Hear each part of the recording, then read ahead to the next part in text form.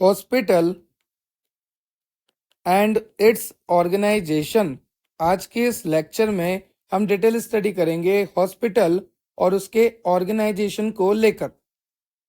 देखो हॉस्पिटल में क्या क्या होता है, उसका ऑर्गेनाइजेशन किस तरह से होता है, वही सारी बातें आपको सारा सब कुछ पता है। कभी ना कभी आप बीमार जरूर हुए हो और बीमार होकर हॉस्पिटल में गए हो। कई रेयर केसेस में आपको एडमिट भी होना पड़ता होगा, ठीक है। जैसे डायरिया है, फीवर है, डेंगू है, मलेरिया है, टाइफाइड है, तो उन केसेस में एडमिट भी होना पड़ता है। एक्सीडेंटल केसेस में या कोई मेजर आपको प्रॉब्लम आ रही है उस केसेस में, ठीक है। तो जैसे मान लीजिए यहाँ पे मैं खड़ा हूँ और मेरी हेल्थ थोड़ी सी खराब है, क्योंकि ज़्यादा खराब मैं खुद की क्यों करूँ, है ना। और मैं जाऊँगा हॉस्पिटल, गवर्नमेंट हॉस्पिटल। अब अगर मैं वहां पर गया तो सबसे पहले मैं क्या देखूंगा, टिकट काउंटर, मतलब जहां से मैं प्रिस्क्रिप्शन वगैरह लूंगा। मैं अपनी प्रॉब्लम बताऊंगा कि मुझे पेट से रिलेटेड समस्या है, कमर से रिलेटेड है, सर दर्द है, माइग्रेन है, क्या मुझे प्रॉब्लम आ रही है। तो यहाँ पर जो भी कंसल्टेंट होगा वो मेरी क्वेरी को सुनेगा। उसके बाद वो रूम नंबर सजेस्ट करेगा कि आप इस सेक्शन में जाइए, इस रूम नंबर में जाइए, आपका प्रॉब्लम का जो सॉल्यूशन है आपको वहां पर मिलेगा। और वहां पर हमें मिलेंगे डॉक्टर साहब। चलो चलते हैं। हम आ गए हमारा प्रिस्क्रिप्शन लेकर, आगे बढ़कर खाली सा प्रिस्क्रिप्शन लेकर, मुंह उठाकर, मुंह थोड़ा उदास है, हम आ गए डॉक्टर साहब के पास। डॉक्टर साहब क्या करेंगे, आपको प्रिस्क्रिप्शन में जो भी आपको प्रॉब्लम है उससे रिलेटेड सारी दवाइयां लिखेंगे, ठीक है। अब ये जो डॉक्टर साहब होते हैं यहाँ पर, ये डॉक्टर साहब वही दवाई लिखते हैं जो कि हॉस्पिटल फॉर्मूलरी में अवेलेबल है और मेंशन है। अब ये हॉस्पिटल फॉर्मूलरी क्या होती है, एक बुक होती है जिसमें सारी दवाइयों के बारे में लिखा रहता है कि हमारे हॉस्पिटल में ये दवाई इतने स्टॉक में है, अवेलेबल है, ये डोजेस फॉर्म अवेलेबल है। तो सारी इंफॉर्मेशन रहती है हॉस्पिटल फॉर्मूलरी में। आगे जब हम यूनिट 2, 3, 4 पढ़ेंगे तो वहां पर आपको आ जाएगा हॉस्पिटल फॉर्मूलरी के बारे में। डिटेल क्वेश्चन आता है 5 मार्क्स का, ठीक है। तो अभी आप पेशेंट है, आप आए डॉक्टर साहब के पास, डॉक्टर साहब आपको वो दवाइयां लिखेंगे जो कि हॉस्पिटल फॉर्मूलरी में मेंशन होती है। ठीक है सर, हमें यहाँ तक क्लियर हो गया कि हॉस्पिटल फॉर्मूलरी के अकॉर्डिंग दवाइयां लिख दी गई है। अब पेशेंट क्या करेगा, पेशेंट खुश हो जाएगा क्योंकि पेशेंट के पास एक ऐसा प्रिस्क्रिप्शन है जहां पर सारी दवाइयां मेंशन है उसकी बीमारी से रिलेटेड। और ये प्रिस्क्रिप्शन अब जाएगा फार्मेसी स्टोर में। जैसा कि आप सभी जानते हैं हॉस्पिटल में फार्मेसी भी होती है अंदर ही, ठीक है। और जनरली जो हॉस्पिटल फार्मेसी होती है वो ग्राउंड फ्लोर पे होती है, ताकि कस्टमर जो है और वी कैन से पेशेंट जो है इजीली वहां तक पहुंच सके। अगर उसे मैं 7th फ्लोर पे रखूंगा तो पेशेंट, वैसे ही तो पेशेंट है, वो कहाँ तक 7th फ्लोर पे जाएगा, ठीक है। तो हमेशा ध्यान रखना ग्राउंड फ्लोर पे होती है जनरली। और उसके बाद यहाँ पर आपको फार्मासिस्ट देखने को मिलेगा, वो आपका प्रिस्क्रिप्शन लेगा, प्रिस्क्रिप्शन को प्रॉपर रीड आउट करेगा और यहाँ से आपको जो भी फॉर्मुलेशन है, either tablet, syrup, doses form, कोई सा भी है, एलिक्सियर है, सस्पेंशन है, इमल्शन है, पिल्स है, कैप्सूल है, वो आपको यहाँ से प्रोवाइड कर देगा, ठीक है। और वो आपको प्रॉपर गाइडेंस देगा, इसे सुबह लेनी है, इसे शाम को लेनी है, ठीक है, ये भूखे पेट लेनी है, इसको दिन में 3 बार लेनी है, किस सिरप को किस तरीके से लेना है, ठीक है। अगर सस्पेंशन है तो मिक्स करके लेना है, शेक वेल बिफोर यूज। सारी प्रिस्क्रिप्शन आपको गाइड करेगा जो भी डॉक्टर ने आपको लिखा है। और उसके बाद आप दवाई लेकर आओगे, अपने प्रिस्क्रिप्शन को प्रॉपर फॉलो करोगे, डोज रेजिमेंट को प्रॉपर फॉलो करोगे, जिस हिसाब से बताया उस हिसाब से मेडिकेशन को फॉलो करोगे तो आप ठीक हो जाओगे। ये एक नॉर्मल तरीका हो गया। अब अब प्रॉब्लम क्या हुई, जैसे मान लीजिए कोई मेरा दोस्त है, सर दोस्त का एक्सीडेंट करवा रहे हो, अच्छा दोस्त नहीं है ये, ठीक है, वो काम चलाने वाले होते हैं ना, मतलब वाले दोस्त हैं ये, ठीक है। अब इसका मान लो गलती से बेचारे का एक्सीडेंट हो गया। अब दोस्त तो दोस्त होता है, लेके गए हॉस्पिटल चाहे जैसा भी हो, ठीक है। अब वहां पर इमरजेंसी वार्ड है, उसमें दोस्त को एडमिट किया बेचारे को, ठीक। तो उस कंडीशन में नर्स होते हैं, प्रॉपर स्टाफ होता है, प्रॉपर एक्सपीरियंस बंदे होते हैं जो कि हमारे इस दोस्त को संभालेंगे, इसका ध्यान रखेंगे। फिर डॉक्टर आएगा, विजिट करेगा, क्या दिक्कत आई, अभी तक आपने क्या एक्शन लिया, ठीक है। तब तक आप जो है इसका पूरा प्रिस्क्रिप्शन वगैरह बनवाएंगे। तो इस तरह से भी केस होता है। तो अलग अलग तरह के केस हैं। अब जैसे मान लो किसी को बीमारी है, ठीक है, बहुत गंभीर बीमारी है और उस कंडीशन में उसको एडमिट होना पड़ा, तो वो भी होगा। तो अलग अलग केसेस होते हैं। मतलब मेरे कहने का मतलब इतना सा है कि हॉस्पिटल में क्या क्या होता है।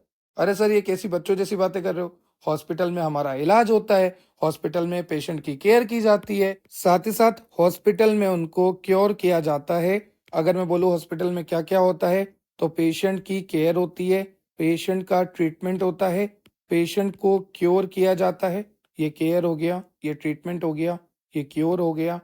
पेशेंट को रिहैबिलिटेशन में लाया जाता है, मतलब कि रिहैबिलिटेशन का मतलब होता है कि जैसे मान लीजिए मैं यहाँ पे खड़ा हूँ और मुझे ड्रग्स का एडिक्शन हो गया, स्मोकिंग का एडिक्शन हो गया है ना, तो उस कंडीशन में मुझे क्या होता है कि मुझे चाहिए फिर वो सिगरेट या जो भी मैं गुटखा वगैरह खा रहा हूँ, मुझे चाहिए सुबह शाम। तो वो जो कंडीशन है उससे वापस back to the normal condition लाना कि हाँ मुझे कुछ नहीं चाहिए, मैं वैसे ही खुश हूँ, तो उसे कहते हैं पेशेंट का रिहैबिलिटेशन करना, मतलब उसे वापस back to the normal condition लाना। तो वो भी हॉस्पिटल में किया जाता है ना। और क्या करते हैं हॉस्पिटल में, पेशेंट की केयरिंग, पेशेंट का ट्रीटमेंट, पेशेंट की काउंसलिंग, पेशेंट की काउंसलिंग भी आप करते हैं। तो हॉस्पिटल में आप कई तरीके से काम करते हैं, हर किसी का अपना अपना रोल है। जैसे मान लीजिए मैं यहाँ पे खड़ा हूँ और मैं कह रहा हूँ डॉक्टर साहब मेरे को तो 3 दिन से बहुत बुखार आ रहा है, भूख नहीं लग रही है और मेरे तो कब्ज बन रही है, कॉन्स्टिपेशन हो रहा है, मैं क्या करूँ।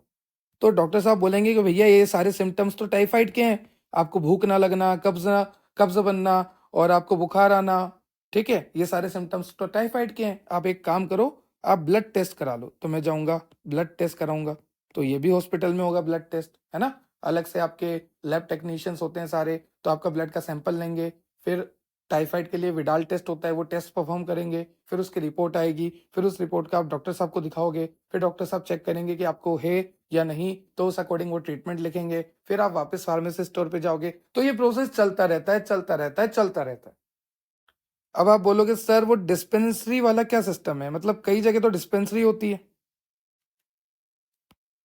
जैसे मान लो ये छोटा सा इलाका है, इस इलाके में एक छोटी सी डिस्पेंसरी है।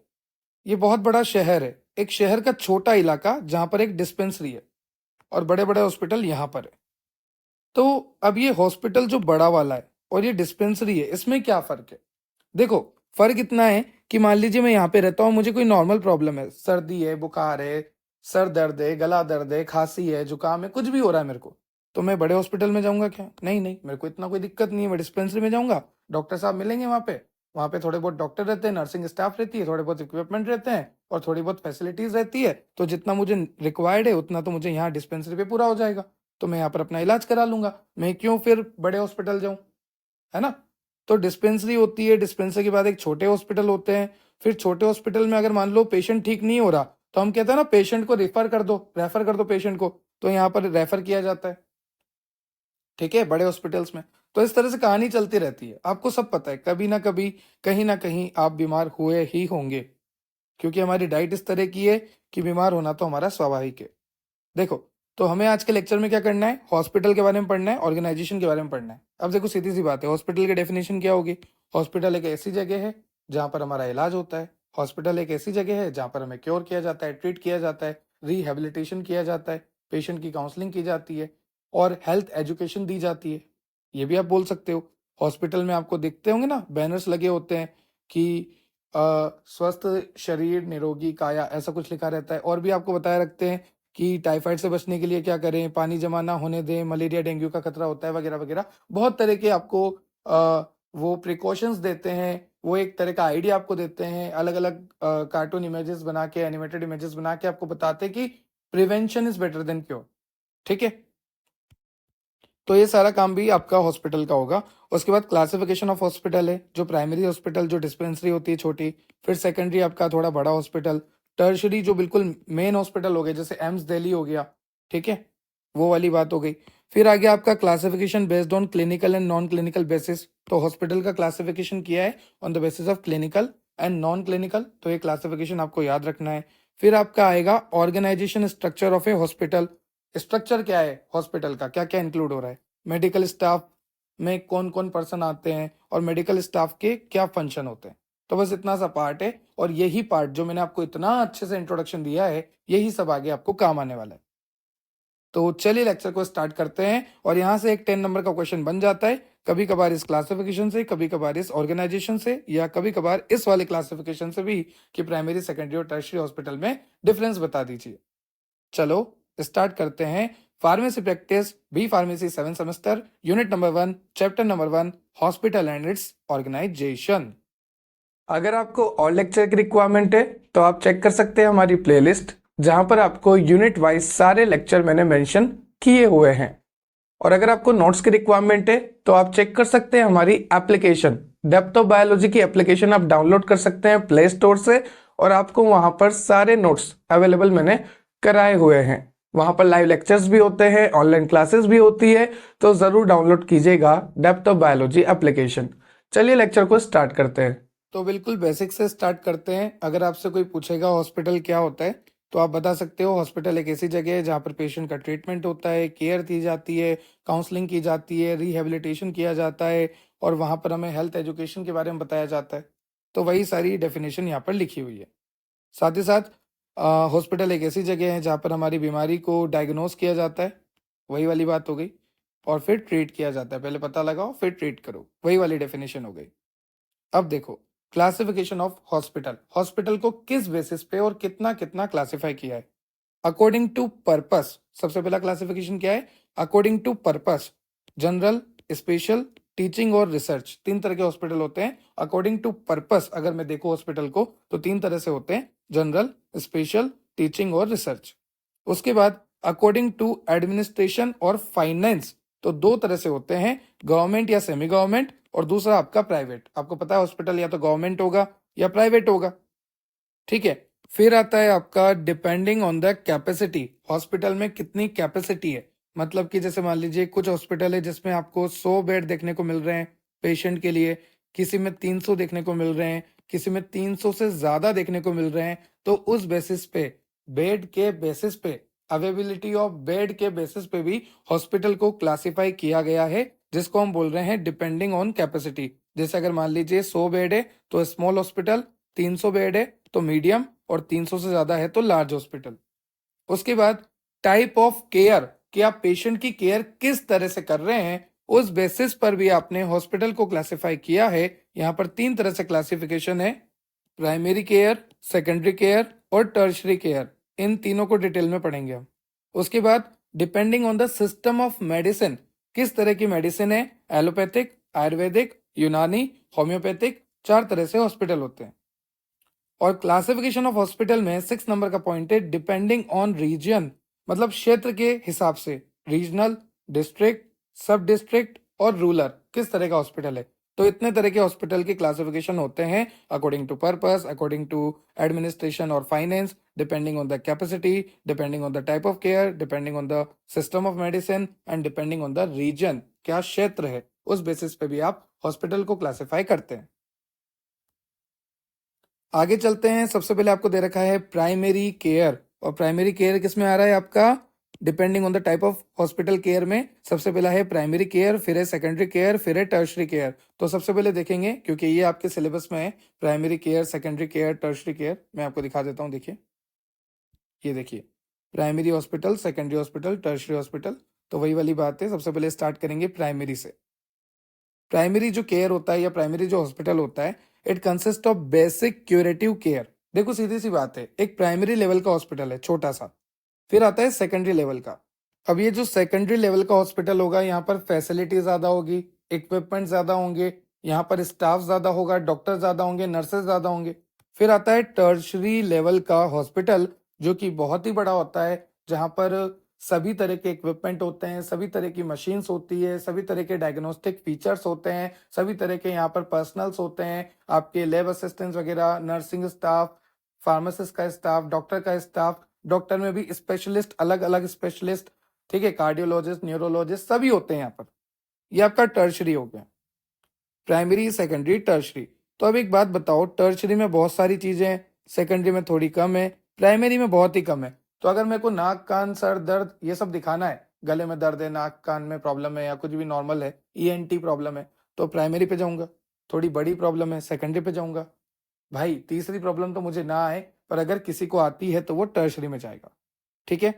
तो इतना तो क्लियर हो गया कि प्राइमरी में सबसे कम फैसिलिटीज आपको देखने को मिलेगी। तो यहाँ पर वैसे ही मैंने लिखा है basic curative care including simple diagnosis and treatment. Diagnosis यहाँ पर नॉर्मल होगा, ट्रीटमेंट भी नॉर्मल होगा, और यहाँ पर आपको हेल्थ केयर सिस्टम जो है ना, वो एक नॉर्मल लेवल पे होगा, इतना कोई हाईफाई नहीं होगा। टर्शरी की तरह, सेकेंडरी की तरह एक नॉर्मल है कि अगर आपको प्रॉब्लम आ रही है तो हम आपको क्योर कर देंगे, ठीक है। देखो यहाँ पर लिखा है day to day health care given by health care providers, वहाँ पर हेल्थ केयर प्रोवाइडर्स होते हैं, स्टाफ होता है पूरा, फिजिशियंस होते हैं, डॉक्टर्स वगैरह, तो वो आपको हेल्थ केयर करेंगे, है ना, आपकी हेल्थ की केयर करेंगे। First level of contact between individual and families with the health system, अगर मैं बात करूं छोटे से हॉस्पिटल की, या फिर मैं अगर बात कर लूँ इसको मैं बोल दूं डिस्पेंसरी, तो मान लीजिए मैं इस एरिया में रहता हूँ, है ना, इस एरिया का नाम है मानसरोवर, तो यहाँ पर मैं रहता हूँ, तो मैं कहाँ जाऊंगा सबसे पहले, अगर मुझे कोई भी प्रॉब्लम आ रही है थोड़ी बहुत छोटी मोटी, तो सबसे पहले मैं यहीं पर जाऊंगा, इसलिए लिखा है first level of contact between individual, या मेरा कोई परिवार भी रहता है तो उसका भी फर्स्ट लेवल ऑफ कॉन्टेक्ट है आपका primary care. It is a multidisciplinary hospital providing overall medical and small surgical services। अब मान लीजिए कील वगैरह हो गई है पाँव में, है ना, फुट कॉर्न हो गया है, या नॉर्मल थोड़ी बहुत मुझे बैंडेज करवानी है या थोड़ी बहुत पट्टी वगैरह करवानी है, तो यहाँ पर हो जाएगी, कोई बड़ी बात नहीं है। सम प्राइमरी केयर हॉस्पिटल में also provide obstetric and paediatric care. Sir ये ऑब्स्टेट्रिक क्या है? इसका मतलब होता है deal with pregnancy and associated procedure and complication, मतलब प्रेगनेंसी के साथ जो भी प्रोसीजर होता है या जो भी कॉम्प्लिकेशंस आते हैं उस कंडीशन में, तो उस कंडीशन को हैंडल करने के लिए इसके स्पेशलिस्ट होते हैं। फिर पेडियाट्रिक केयर बच्चों की केयर करने के लिए भी होते हैं, पर ये कुछ ही प्राइमरी केयर हॉस्पिटल्स में होते हैं।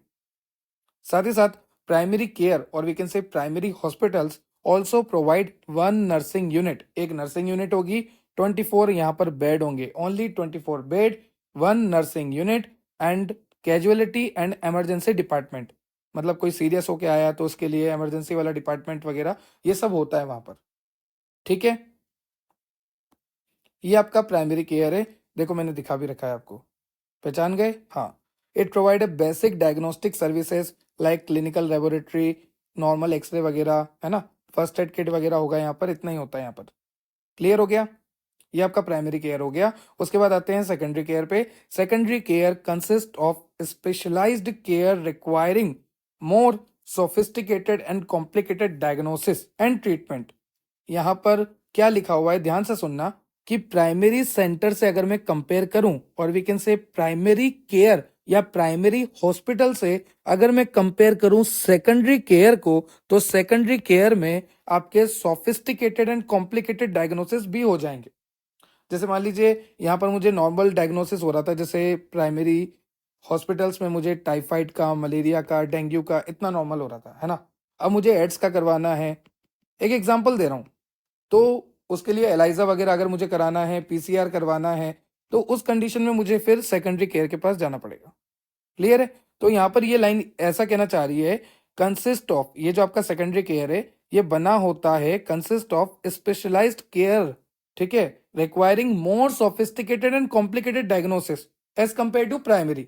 प्राइमरी से more sophisticated and more complicated आपके डायग्नोसिस एंड ट्रीटमेंट होगा सेकेंडरी केयर में। Clear?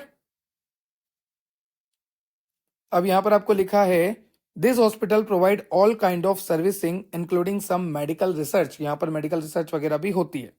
Secondary care hospital is generally multidisciplinary hospital which provide overall medical, surgical, obstetric, paediatric, orthopaedic services. देखो यहाँ पर कितना सारा मिल रहा है, वहां पर तो कुछ कुछ में, वहां पर तो मैंने आपको पहले मेंशन कर दिया था, सम प्राइमरी केयर हॉस्पिटल उनमें आपको ऑब्स्टेट्रिक और पेडियाट्रिक देखने को मिलेंगे, पर यहां पर तो आप देख सकते हैं सेकेंडरी केयर हॉस्पिटल्स में आपको obstetric, paediatric, surgical and orthopaedic overall medical facilities मिल रही है। और वहां पर तो एक ही नर्सिंग यूनिट होती थी, यहां पर 2 नर्सिंग यूनिट है, 24 बेड मिनिमम होने ही चाहिए, और इमरजेंसी वार्ड भी होते हैं। जो वहां पर है वो तो यहां पर होगा ही सही, और भी यहां पर बहुत सारी चीजें खास होती है। It provide assistance to non-institutional healthcare activity to the community such as health checkup, camp, national health service like polio। तो सेकेंडरी जो हॉस्पिटल होता है ना, ये आपका जो पोलियो कैंप लगता है, ये आपका जो नॉर्मल हेल्थ चेकअप कैंप लगता है, ये भी ये प्रोवाइड कराता है। ठीक है, it has tie up with near by tertiary care. अब एक बात बताओ, इसको समझना, जैसे मान लीजिए सेकेंडरी हॉस्पिटल है और कोई यहाँ पर पेशेंट था जिसको कॉम्प्लिकेशंस थी, तो वो प्राइमरी में नहीं गया, ऑब्वियसली उसको कॉम्प्लिकेशन है, उसको प्रॉब्लम है, तो वो सेकेंडरी में आया। अब सेकेंडरी में उसका इलाज चल रहा है, चल रहा है, चल रहा है, चल रहा है, चल रहा है, पर किसी कंडीशन की वजह से डॉक्टर ने हाथ खड़े कर दिए कि भैया अब हमसे नहीं हो रहा, यहां से केस बहुत ही स्पेशलिस्ट को ट्रांसफर किया जाएगा। तो ये जो सेकेंडरी हॉस्पिटल है ये आपके टर्शरी हॉस्पिटल से टाई अप रखता है, कनेक्शन रखता है, और यहाँ का पेशेंट सीधा वहां पर रेफर हो जाता है, एम्बुलेंस से रेफर कर दिया। तो यहाँ पर वही लिखा है, it has tie up with a near by tertiary care hospital for complicated cases and complex diagnosis, या कोई कॉम्प्लेक्स क्लिनिकल टेस्ट करना है तो टर्शरी से सेकेंडरी वाला कनेक्ट रहता है। उसके बाद टर्शरी केयर की बात करें तो टर्शरी केयर, अब ये तो बहुत ही हाईली स्पेशलाइज्ड डायग्नोस्टिक फीचर रखेगी, हाईली स्पेशलाइज्ड थेरेपेटिक सर्विस रखेगी। ठीक है, जैसे यहाँ पर एग्जांपल अगर मैं दूं, नियोनेटल इंटेंसिव केयर यूनिट, यहाँ पर अलग से बच्चे को संभालने के लिए भी एक यूनिट होती है। ठीक है, यहाँ पर लिखा है देखो, स्टाफ प्रॉपर होगा, इक्विपमेंट सारे प्रॉपर होंगे, इक्विप्ड होंगे, बहुत सही सही चीजें होती है यहाँ पर। अब यहाँ पर आप देखो 2 से 3 नर्सिंग यूनिट होती है, 24 to 50 बेड्स होते हैं, एडवांस डायग्नोस्टिक सर्विसेज होती है। ठीक है, हाईली एडवांस क्लिनिकल लेबोरेटरीज होती है, सोनोग्राफी यहाँ पर हो जाएगी, डॉपलर हो जाएगा। डॉपलर स्टडीज क्या होता है, ब्लड फ्लो को डिटेक्ट करने के लिए करते हैं। और it should have tie up with a teaching hospital and highly specialised hospital. अब देखो सीधी सी बात है, ये जो टर्शरी केयर है ना, इसका टाई अप होना चाहिए टीचिंग हॉस्पिटल से और हाईली स्पेशलाइज्ड हॉस्पिटल से, क्योंकि मान लीजिए यहाँ पर कोई प्रॉब्लम हो गई तो हमारा हमारा भी कनेक्शन होना चाहिए। अब देखो क्लासिफिकेशन ऑफ हॉस्पिटल, यहाँ पर आपको दे रखा है क्लिनिकल के बेसिस पे, ओनरशिप और कंट्रोल के बेसिस पे, सिस्टम ऑफ मेडिसिन के बेसिस पे, और मिसलेनियस। तो आपको अगर पुराना वाला याद रखना है तो आप पुराना वाला याद रखिए, साथ में ये भी ऐड ऑन कर सकते हैं, बहुत सही चीज है। देखो क्लिनिकल के बेसिस पे अगर मैं बात करूं, क्योंकि क्लिनिकल नॉन क्लिनिकल इस अकॉर्डिंग क्लासिफिकेशन भी आपको सिलेबस में पूछा है, मैं आपको दिखा देता हूँ। ये देखिए, classification based on clinical and non clinical, तो इसको भी पढ़ना पड़ेगा। चलिए देखते हैं।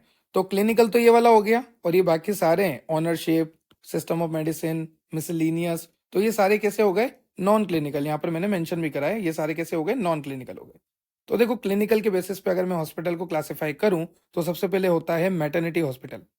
ठीक है, फिर सर्जिकल हॉस्पिटल्स होते हैं, जैसे gynaecological, orthopaedic, cardio thoracic, general surgery, neurological, kidney hospital, फिर मेडिसिन वाले आते हैं। फिर अब बात करते हैं नॉन क्लिनिकल की, तो उसमें है ऑनरशिप एंड कंट्रोल, जिसमें आता है government hospital, civil hospital, military hospital. फिर कुछ नॉन गवर्नमेंटल हॉस्पिटल होते हैं, जैसे private run hospital, charitable hospital, जो चैरिटी ट्रस्ट के हॉस्पिटल होते हैं, चैरिटी वाले हैं, है ना, फ्री में इलाज करते हैं। कुछ प्राइवेट हॉस्पिटल्स होते हैं, कुछ गवर्नमेंट है, कुछ सिविल है, कुछ मिलिट्री है, तो वो ऑनरशिप और कंट्रोल के बेसिस पे हो गए। अगर मैं बात करूँ गवर्नमेंट की, तो गवर्नमेंट में हो गए सिविल, मिलिट्री, और अगर मैं बात करूँ नॉन गवर्नमेंट की, तो प्राइवेट और चैरिटेबल। उसके बाद आपको दे रखा है सिस्टम ऑफ मेडिसिन के बेसिस पे एलोपैथिक, होम्योपैथिक, आयुर्वेदिक, यूनानी, नेचुरोपैथी। उसके बाद आपको दे रखा है मिसलिनियस, तो एक्रीडिएटेड, नॉन एक्रीडिएटेड। फिर बेड कैपेसिटी की अगर मैं देखूं तो large, medium, small, very small. Clear, bed भी आपको दे रखे हैं, साथ साथ मेंशन कर रखे हैं। तो इस तरह से आप क्लासिफिकेशन करेंगे हॉस्पिटल का, क्लिनिकल, नॉन क्लिनिकल। क्लिनिकल में लिखेंगे मैटरनिटी, सर्जिकल, सर्जिकल में सारे नाम, फिर मेडिसिन। फिर आप नॉन क्लिनिकल में बताएंगे 3 होते हैं, ownership and control, system of medicine and miscellaneous. तो ऑनरशिप एंड कंट्रोल में गवर्नमेंट हॉस्पिटल में सबसे पहले 2 आएंगे आपके, सिविल एंड मिलिट्री। फिर आता है आपका non governmental organisation, non governmental hospitals, जिसमें आते हैं private run hospital and charitable trust hospital. फिर आता है आपका सिस्टम ऑफ मेडिसिन के बेसिस पे allopathy, homeopathy, Ayurvedic, Unani and naturopathy, और वी कैन से नेचुरोपैथी। उसके बाद मिसलेनियस में आता है accredited, non accredited. Bed capacity के अकॉर्डिंग हमने हॉस्पिटल्स को डिवाइड किया है। चलिए वन बाय वन देखते हैं। सबसे पहले आपको दे रखा है मैटरनिटी हॉस्पिटल, जो कि आपको दे रखा है क्लिनिकल में। क्लिनिकल में सबसे पहला क्या है, मैटरनिटी। तो मैटरनिटी नाम से पता लग रहा प्रेग्नेंट वुमेन के लिए होगा। This is specialised to provide obstetric and gynaecological services. यहाँ पर ऑब्स्टेट्रिक्स का मतलब क्या होगा, अभी मैंने आपको बताया, जो डील करे प्रेग्नेंट वुमेन से, उसके प्रोसीजर से, उसके कॉम्प्लिकेशन से। फिर आता है गायनेकोलॉजिकल सर्विसेज, वही फीमेल से रिलेटेड, गायनेकोलॉजिस्ट होनी चाहिए, along with antenatal and neonatal care. अब ये 2 वर्ड है, एंटीनेटल केयर और नियोनेटल केयर। ये क्या होता है, एंटीनेटल का मतलब होता है प्रेग्नेंट वुमेन की केयर करना, एंटीनेटल केयर का मतलब प्रेग्नेंट वुमेन की केयर करना, और नियोनेटल का मतलब है जो बच्चा हो गया है उसकी केयर करना। तो यहाँ पर दोनों ही होता है, एंटीनेटल एंड नियोनेटल केयर, दोनों तरह की केयर होती है, क्योंकि नाम से पता लग रहा माँ का हॉस्पिटल है, और माँ के प्रेगनेंसी के कंडीशन में जो भी प्रोसीजर होता है, जो भी कॉम्प्लिकेशंस आते हैं, जो भी केयर करनी होती है, उसे कहते हैं एंटीनेटल केयर, और बच्चे की केयर के लिए बोलते हैं नियोनेटल केयर। दोनों तरह की केयर होती है मैटरनिटी हॉस्पिटल में। फिर आ गया आपका सर्जरी। देखो, this is specialised to form surgical operations, वही सारे नाम लिखे हैं, ठीक है, वो सारे आपको नाम लिख देना है यहाँ पर। उसके बाद आता है आपका मेडिसिन। मेडिसिन क्या होता है? These are general purpose hospital that provide treatment other than surgery. Surgery को छोड़कर सारा मेडिसिन वाला पार्ट आ गया आप, ठीक है। अब यहाँ पर आपको देखो, जनरल हॉस्पिटल होते हैं, पेडियाट्रिक हॉस्पिटल होते हैं, कम्युनिकेबल डिजीज के हॉस्पिटल होते हैं, मेंटल हॉस्पिटल होते हैं, साइकेट्रिक डिजीज के लिए हॉस्पिटल होते हैं, ड्रग एडिक्शन अगर लग गया है तो उसको रिहेबिलिटेशन करने के लिए हॉस्पिटल होते हैं, सही करने के लिए, बैक टू द नॉर्मल आने के लिए। डेंटल हॉस्पिटल होते हैं, कैंसर हॉस्पिटल होते हैं। तो ये सारे किस बेसिस पे हैं? ये सारे आपके डिजीज के बेसिस पे हैं, ठीक है। There can be different type of hospital providing specialise care for a particular type of disease. अलग अलग डिजीज के लिए अलग अलग वी कैन से हॉस्पिटल्स बनाए गए हैं। जैसे कुछ जनरल हॉस्पिटल हो गए, पेडियाट्रिक बच्चों के लिए हो गए, कम्युनिकेबल डिजीज हो गई तो अलग हो गए, मेंटल हॉस्पिटल अलग हो गए, साइकेट्रिक अलग हो गए, ड्रग एडिक्शन है तो अलग हो गए, डेंटल के लिए अलग है, कैंसर के लिए अलग है। इस तरह से हॉस्पिटल्स को भी डिवाइड किया जाता है।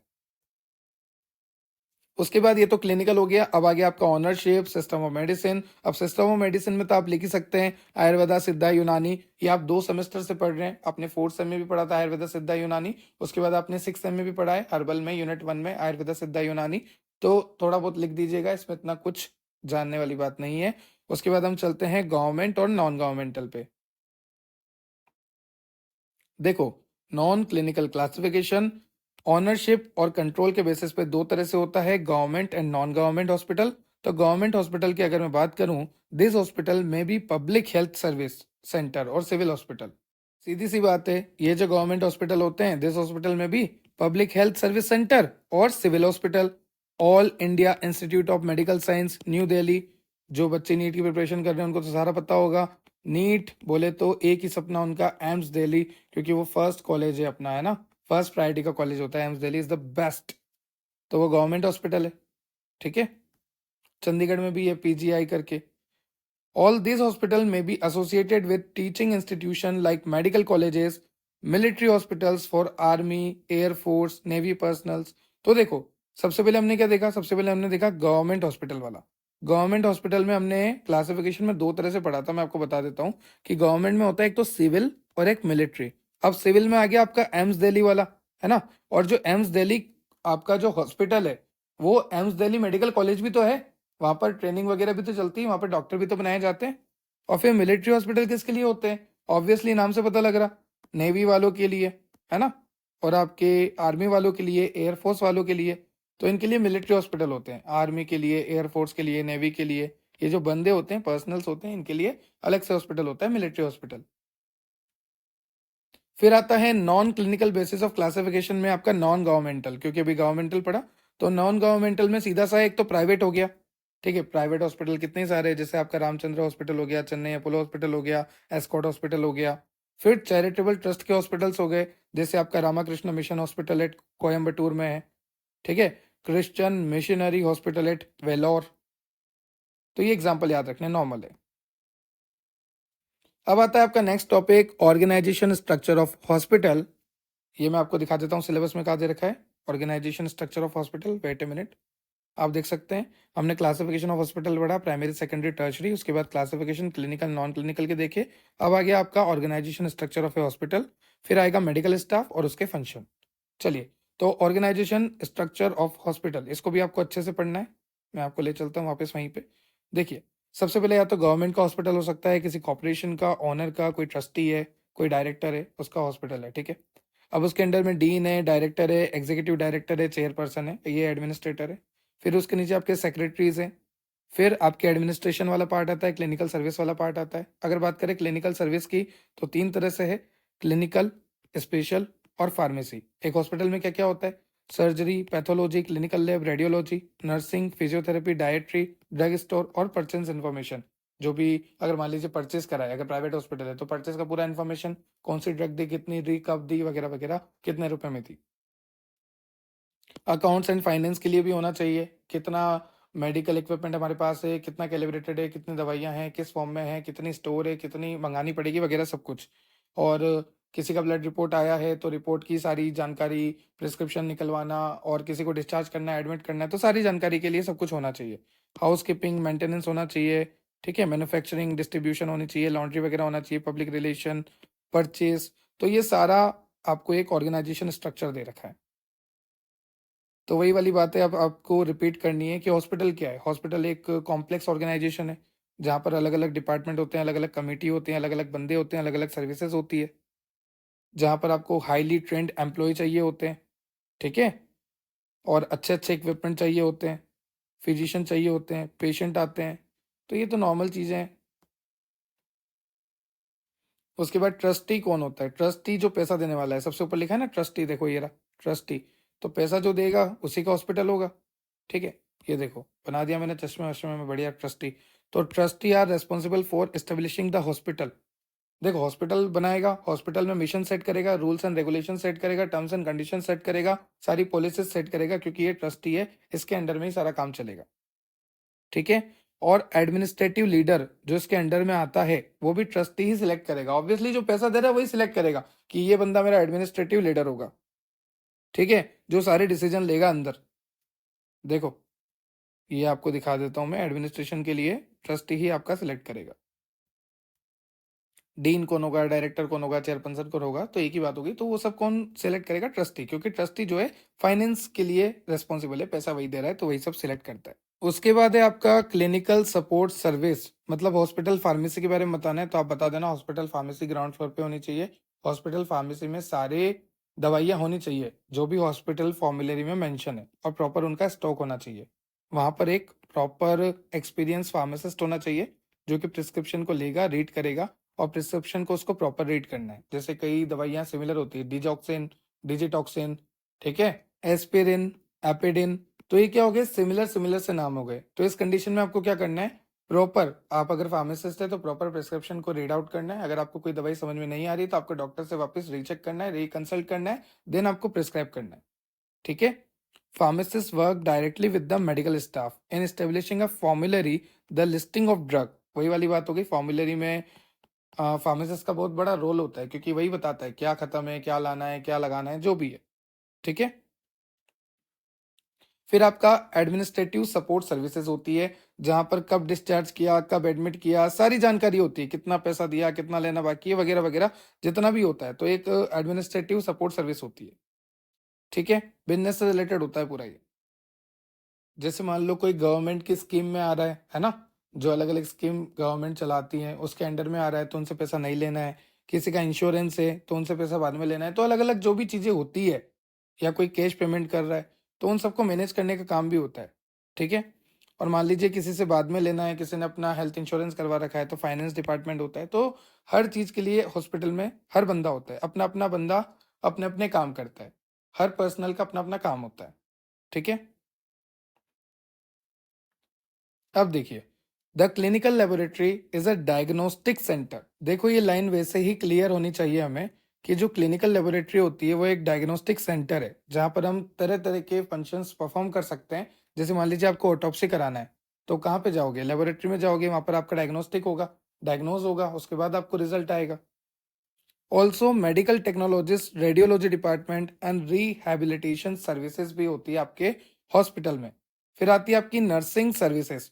नर्सिंग कौन होते हैं? नर्स कंपाउंडर्स जो होते हैं, they are the backbone of the hospital, they are the pillars of the hospital, they play important role in patients health caring system, ठीक है। Nursing services employers are responsible for carrying out the treatment plan develop by the physician.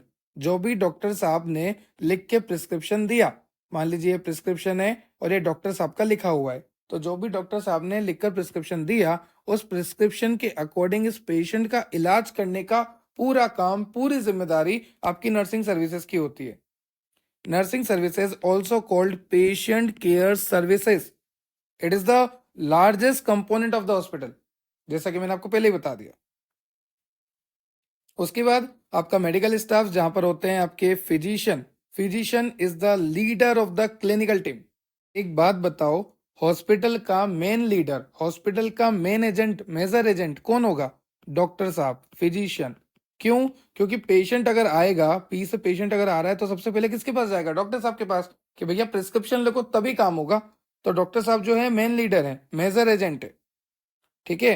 The physician responsibility is to diagnose the patient condition accurately and to prescribe the best and most cost effective treatment plan. अब doctor का क्या फर्ज बनता है कि जो भी patient आ रहा है उस पेशेंट की सही से काउंसलिंग करना, साथ ही साथ उस पेशेंट को डायग्नोज करना अच्छे से। पहले तो उसकी मेडिकेशन हिस्ट्री जानना, पेशेंट को डायग्नोज करना, पेशेंट की काउंसलिंग करना, उसके बाद उसको एक प्रॉपर ट्रीटमेंट लिख के देना। और वो जो ट्रीटमेंट आप लिख के दे रहे हैं वो कॉस्ट इफेक्टिव होना चाहिए, उसमें पैसे कम खर्च होने चाहिए। देखो ये जो मेडिकल स्टाफ है इसमें कितने तरह के स्टाफ होते हैं।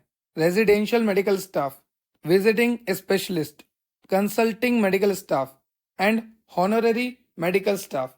वन बाय वन सारे मेडिकल स्टाफ को कवर करेंगे, रेजिडेंशियल, विजिटिंग, कंसल्टिंग और हॉनररी, ठीक है।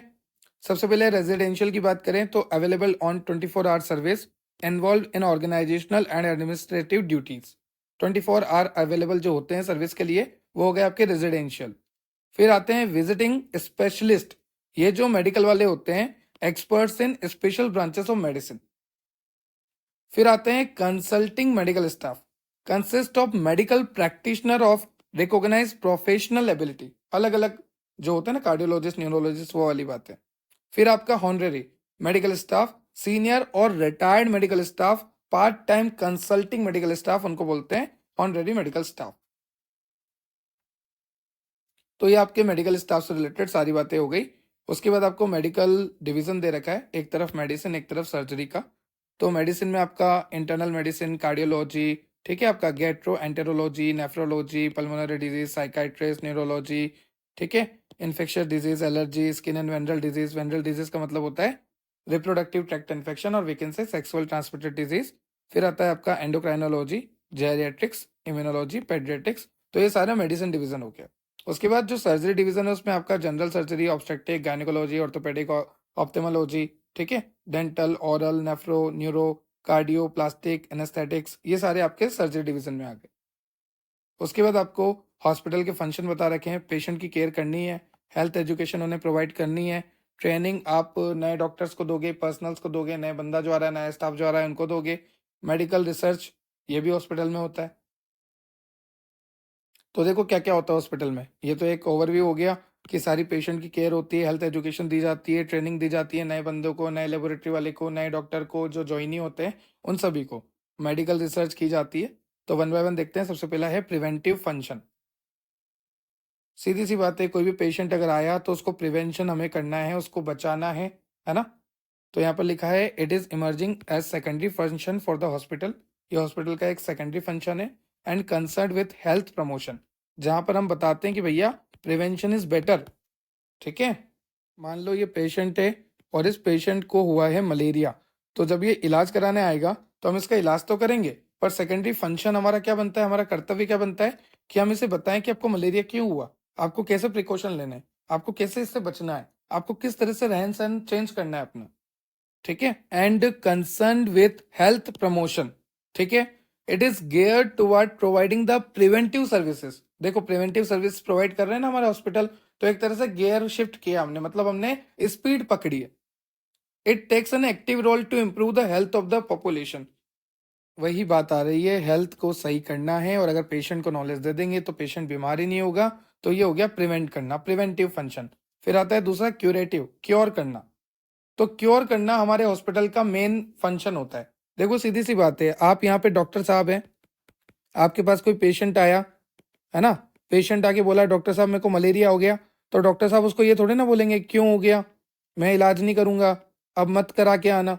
डॉक्टर साहब बोलेंगे लाओ मैं इलाज कर देता हूँ। तो डॉक्टर साहब का हॉस्पिटल का ये प्राइमरी फंक्शन होता है कि इलाज करें, पर उसके सेकेंडरी फंक्शन भी बनते हैं कि हमारे जो डॉक्टर साहब है वो इन भैया को ज्ञान दे कि देखो भैया पानी जमा नहीं होने देना, मच्छरों से दूर रहना, मॉस्किटो रिपेलेंट यूज करना, जाली वाले जो होते हैं गेट्स वगैरह उनको यूज करना ताकि मॉस्किटो आ नहीं सके आपके घर के अंदर। तो ये सारी चीजें डॉक्टर साहब बताएंगे, तो ये सारी सेकेंडरी फंक्शन है। पहला हमारा प्राइमरी फंक्शन क्या है, क्यूरेटिव वाला। तो हमेशा ध्यान रखना इन सब में हमारा जो प्राइमरी फंक्शन होगा वो इलाज करना होगा, बाकी सारे सेकेंडरी फंक्शन है। रिसर्च हो रही हॉस्पिटल में, सेकेंडरी फंक्शन है। ट्रेनिंग दी जा रही, सेकेंडरी फंक्शन है। प्रिवेंट करने का बता रहे, सेकेंडरी फंक्शन है। सबसे पहला फंक्शन क्या है? जो आया पेशेंट उसका इलाज करो। अब देखो ट्रेनिंग में किसको ट्रेनिंग दी जाती है? जो भी वहां पे नर्स होते हैं, फार्मासिस्ट होते हैं, उसके बाद जो भी आपके फिजिशियन होते हैं, जो भी आपके डेंटिस्ट होते हैं, इन सबको प्रॉपर ट्रेनिंग दी जाती है। ट्रेनिंग दी जाती है, उनको प्रॉपर एजुकेशन दी जाती है कि किस तरह से पेशेंट को हैंडल करें, क्या क्या प्रॉब्लम पेशेंट को आती है। आपको सारी पढ़ाई कराई जाती है, सब कुछ कराया जाता है। ठीक है। उसके बाद आपको दे रखा है रिसर्च फंक्शन। ये भी सेकेंडरी फंक्शन है, ऑब्वियसली सेकेंडरी फंक्शन है क्योंकि ये रिसर्च के बेसिस पे है। और हमारे हॉस्पिटल का प्राइमरी फंक्शन क्या होता है? क्योर करना। तो ये सेकेंडरी फंक्शन हो गया, रिसर्च। ठीक है। तो ये सारे आपके हॉस्पिटल्स के फंक्शन हो गए। तो ये था आज का आपका chapter B pharmacy 7th semester pharmacy practice unit number 1 hospital and its organisation. I hope आपको लेक्चर क्लियर हुआ होगा। अगर आपको लेक्चर से रिलेटेड कोई भी डाउट है तो आप कमेंट सेक्शन में कमेंट कर सकते हैं। ये नोट्स आपको डेप्थ बायोलॉजी एप्लीकेशन में मिल जाएंगे। डेप्थ बायोलॉजी एप्लीकेशन आप डाउनलोड कर सकते हैं प्ले स्टोर से। साथ ही साथ टेलीग्राम इंस्टाग्राम से जुड़ जाना, क्योंकि टेलीग्राम और इंस्टाग्राम पर सारे मीम्स, अपडेट्स, पोल्स, एमसीक्यू आते हैं। और टेलीग्राम इंस्टाग्राम की लिंक भी मैंने आपको इसी वीडियो के डिस्क्रिप्शन में दे रखी है। टेलीग्राम की, इंस्टाग्राम की, एप्लीकेशन की, तीनों की लिंक आपको डिस्क्रिप्शन में मिल जाएगी। और अगर वो लिंक वर्किंग नहीं है, गलती से अगर वो लिंक काम नहीं कर रही है, तो आप जाइए टेलीग्राम पे, आप जाइए इंस्टाग्राम पे, आप जाइए प्ले स्टोर पे, जाके सर्च कीजिए डेप्थ ऑफ बायोलॉजी, आपको हम मिल जाएंगे। Subscribe and share for more, ताकि ऐसी वीडियो मैं आपके लिए और लेकर आता रहूं। Have a nice day, have a good day. जय श्री राम। Thank you.